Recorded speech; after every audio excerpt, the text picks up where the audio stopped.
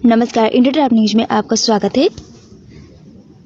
10 मार्च को ऑस्ट्रेलिया जाएंगे अखिलेश केशव प्रसाद मौर्य। प्रदेश के उप मुख्यमंत्री केशव प्रसाद मौर्य आज महोबा पहुंचे, जहां उन्होंने 231 चरखारी विधानसभा के कुलपहाड़ कस्बे में जनसभा को संबोधित किया और बीजेपी प्रत्याशी के लिए वोट करने की अपील की है।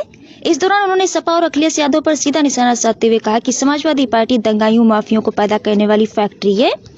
वोटिंग की तारीख नजदीक आते ही महोबा जिले में नेताओं का आवागमन शुरू हो गया है। आज उप मुख्यमंत्री केशव प्रसाद मौर्य महोबा जिले की चरखारी विधानसभा की कुलपहाड़ तहसील पहुंचे, जहां बीजेपी कार्यकर्ताओं और नेताओं से प्रत्याशियों ने उप मुख्यमंत्री का जोरदार स्वागत किया।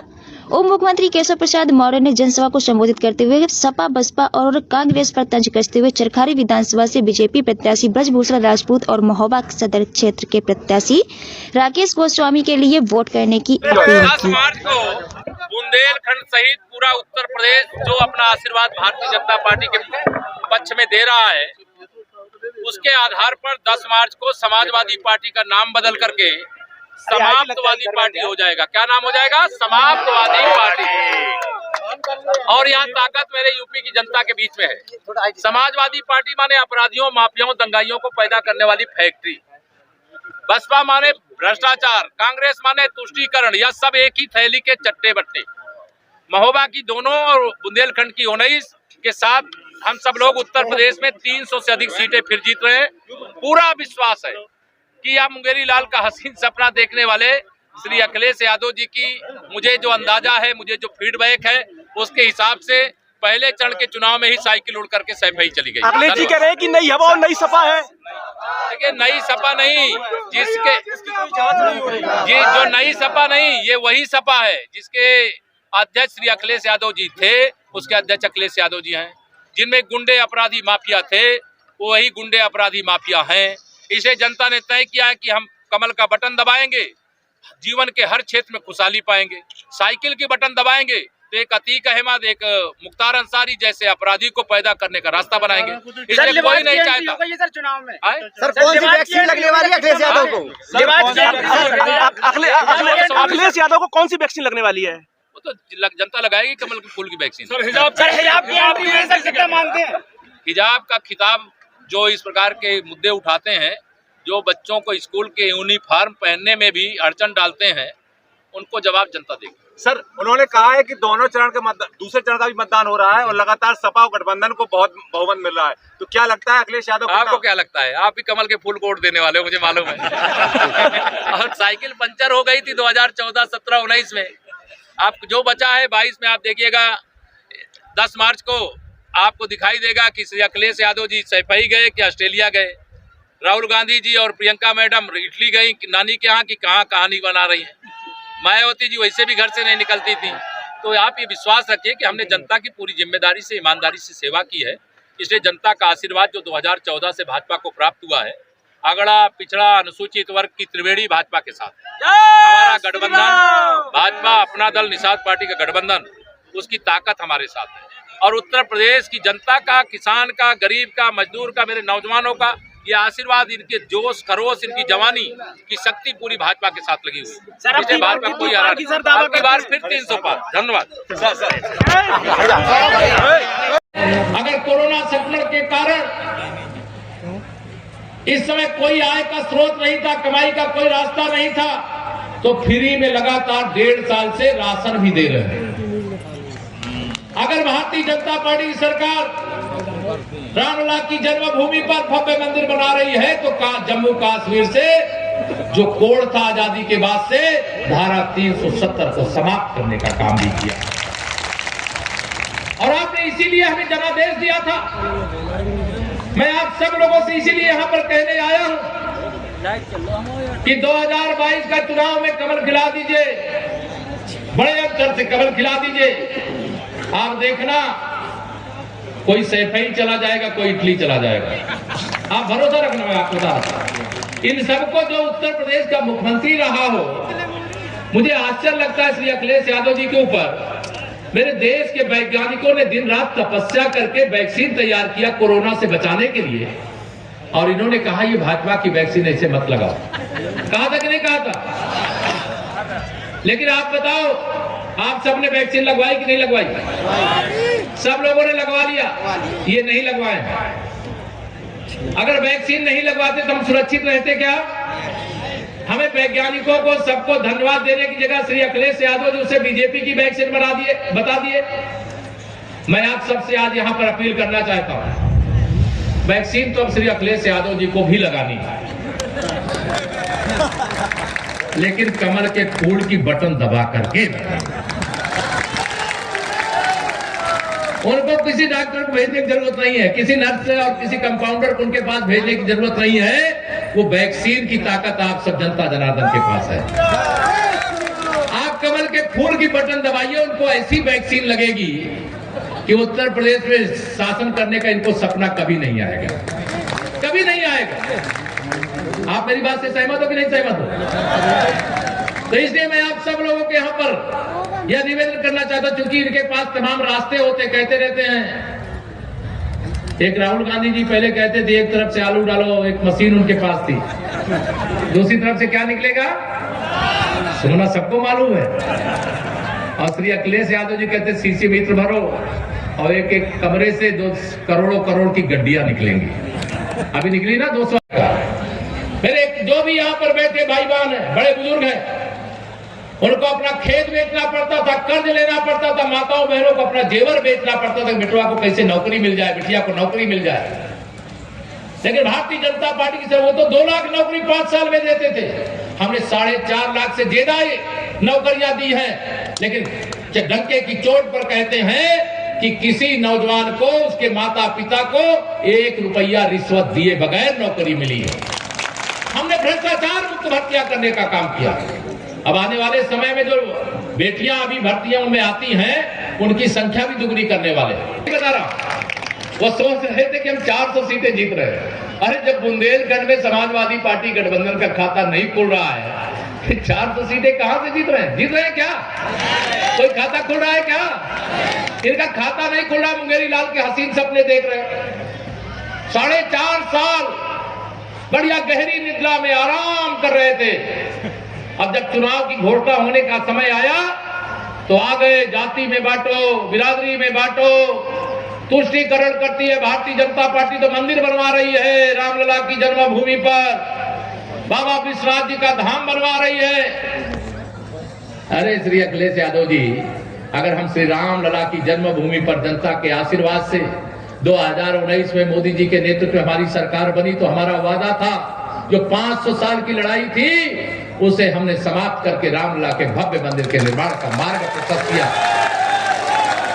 औरंगजेब के समय से जो बाबा विश्वनाथ जी का मंदिर तोड़ दिया गया था, और वहां ऐसी दुर्दशा थी, जो गए होंगे बाबा का दर्शन करने पहले, और अब जो नहीं गए हो तो जाइएगा, जाने की छूट हो गई है।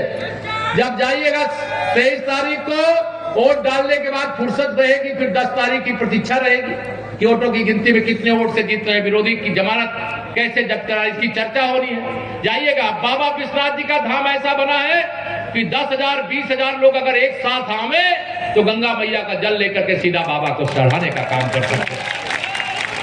हाँ, हमने रामलला की जन्मभूमि पर मंदिर निर्माण का रास्ता साफ किया है और अयोध्या जी का विकास कर रहे हैं। हाँ, हमने बाबा विश्वनाथ जी का धाम बनाने का काम किया है और वहां अब शिव भक्तों की छाती चौड़ी होती है, ऐसा दृश्य देखने का अवसर आया। अब मोदी जी ने कहा था कि न खाऊंगा न खाने दूंगा, जिसने लूट करके रखा है उससे भी वसूल करके मैं आप सबके सेवा में भेज दूंगा, यही ना कहा था। ये चुनाव पिकनिक नहीं है, चाहे सत्ता में रहो चाहे विपक्ष में रहो, अगर राजनीति करना है तो सेवा करना पड़ेगा जनता की। अगर उत्तर प्रदेश में भाजपा की सरकार है तो आप सपा बसपा कांग्रेस वालों, आप हमारे खिलाफ जनता के बीच में जाते कि हम कौन सा गलत काम कर रहे हैं। विपक्ष का अधिकार है, लोकतंत्र की यही तो ताकत है। लेकिन 4.5 साल पूरा सुखासन पे बैठे थे और चुनाव की घोषणा हुई तो पिकनिक मनाने चले आए। तो इनको पूरी तरह से पिकनिक पे भेजना चाहिए कि नहीं भेजना चाहिए? ये आपके हाथ में ताकत है। इसलिए मैं आप सबको आज यहां बताना चाहता हूं, एक बार फिर से उत्तर प्रदेश में भारतीय जनता पार्टी आप सबके आशीर्वाद से 300 से अधिक सीटें जीतने जा रही, 300 से अधिक सीटें। 10 मार्च के बाद भाजपा की ही सरकार, आप सभी मेरे पार्टी के जो कार्यकर्ता और जनता जनार्दन के आशीर्वाद से फिर सरकार शपथ लेगी और जो विकास की गंगा बह रही है उसे और तीव्र गति से बहाने का काम करेगी। लेकिन यह 23 तारीख को आपके यहाँ मतदान है, आपके यहाँ 20 को है। मैं तो कई सभाओं में जाता हूं ना, तो कहीं 23 वाले पहुंच जाता हूं, कहीं 27 वाले पहुंच जाता हूं, लेकिन आप 23 को नहीं, आप 20 को ही मतदान करिएगा। ये नहीं कि आप 23 की प्रतीक्षा करने लगे। तो 20 तारीख को होने वाले मतदान में आप सब लोगों से यहाँ पर ये अपील करना चाहता हूं कि ये महोबा विधानसभा और बुंदेलखंड की हर विधानसभा के लिए मेरी अपील है, इस मंच से अपील है, बुंदेलखंड को हम ही ने सजाया और हम ही सजाएंगे, हम ही संवारेंगे, हम ही आगे बढ़ाने का काम, भाजपा ही आगे बढ़ाने का काम करेगी। जमानत जब्त कराने और कमल का फूल खिलाने के लिए लगाना है। जो लोग 5 दिन का पूरा समय लगाएंगे, जरा हाथ उठा के मुझे बताइए, जरा इतने लोग लगाओगे, कब लगाएंगे? तो मेरी माताएं बहनें भी, मेरे बड़े बुजुर्ग नौजवान दोस्त, मुझे आप सब पर भरोसा। मैं तो सोच रहा था मेरे भाषण का हिस्सा बुंदेलखंड भाजपा के साथ, भाजपा बुंदेलखंड के साथ है कि नहीं है? और हम आप सबको विश्वास दिलाना चाहते हैं कि आने वाली 10 तारीख को जब कमल का फूल एक बार फिर से खिल जाएगा तो कई बड़े बड़े काम करने वाले, थोड़ा सा मैं उसका ट्रेलर आपको बता दे रहा हूं। उस ट्रेलर में यह है कि 10 तारीख के बाद जब कैबिनेट की पहली बैठक होगी, आप में से बहुत सारे अन्नदाता मेरे किसान हो, अभी अगर निजी नलकूप लगाए हो तो बिजली का बिल, सिंचाई वाला नलकूप लगाए, देना पड़ता है कि नहीं देना पड़ता है? लेकिन 10 मार्च के बाद जब कैबिनेट की बैठक होगी तो मेरे किसानों को बिजली का बिल देने की आवश्यकता नहीं पड़ेगी, वो सरकार देने का काम करेगी। सपा बसपा की सरकार थी तो 300 रुपया और 500 रुपया महीना मेरे वृद्धावस्था बुजुर्गों को पेंशन, और उनकी सरकार में दिव्यांग भाई बहन है तो उनको भी 500 रुपया ही पेंशन मिलती थी, और जो हमारी विधवा माताएं बहनें उनको भी 500 रुपया ही पेंशन मिलती थी। हमारी सरकार ने बढ़ा करके उसे 1000 रुपया किया है कि नहीं किया है? और आपको बताना चाहता हूं 10 मार्च के बाद ये 1000 रुपया में 500 रुपया और बढ़ा करके 1500 रुपया महीना करने जा रहा है। और बहुत सारे लोगों की पेंशन बननी चाहिए, नहीं बन पाई होगी, जैसे घर गांव में कैंप लगा करके देने का काम करेंगे जिन्हें नहीं मिला है, वैसे ही पेंशन का कार्रवाई भी गांव में कैंप लगा करके करने का काम करेंगे। मेरी माताएं बहनें बैठी हैं, अब 60 साल से ज्यादा उम्र की जो माताएं बहनें, वो चाहे बुंदेलखंड महोबा से बैठ करके काशी जाए, और काशी से चाहे अयोध्या जाए, और अयोध्या से चाहे मथुरा जाए, और मथुरा से चाहे संगम स्नान करने के लिए प्रयाग आए, और प्रयाग से फिर महोबा आ जाए। 60 साल से ऊपर की उम्र की माताओं बहनों को अब रोडवेज की बसों में बिना किराए के उत्तर प्रदेश में आने जाने की सुविधा प्रदान कर दी है। ठीक है, अभी तक हमारे यहाँ मुख्यमंत्री सामूहिक विवाह योजना का कार्यक्रम होता था, देखा है आप में से किसी ने? जो देखा जरा हाथ उठाओ। अरे काफी लोग देखे।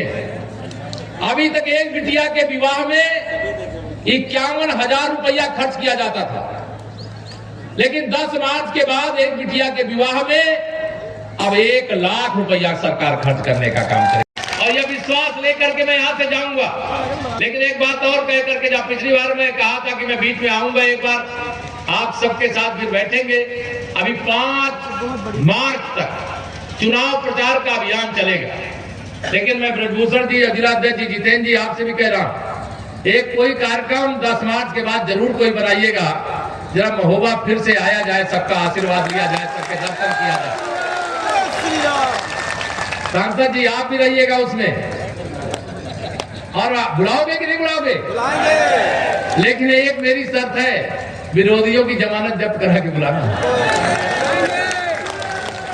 इधर नहीं हाथ उठा रहे हो, जमानत जब्त करा करके, तो सब लोग हाथ उठा रहे हो। तो मुझे एक बार आप सब आशीर्वाद देने के लिए फिर से बुलाना।